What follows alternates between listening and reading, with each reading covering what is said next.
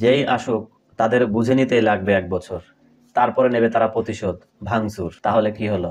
আদৌ কি আমরা পেতে যাচ্ছি এই পে স্কেল?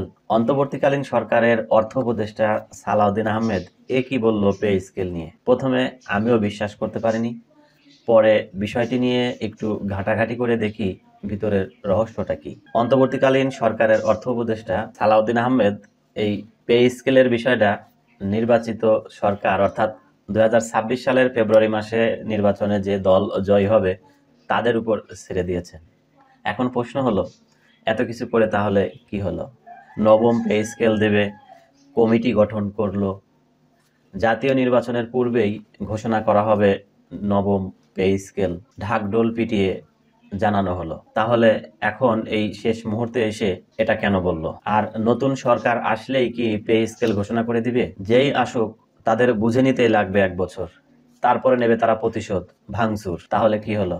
আদৌ কি আমরা পেতে যাচ্ছি এই পে স্কেল? আর অর্থ উপদেষ্টা সালাউদ্দিন আহমেদ কি বলেছে যে ফেসবুকে শুধু ঝড় তুলছে সবাই?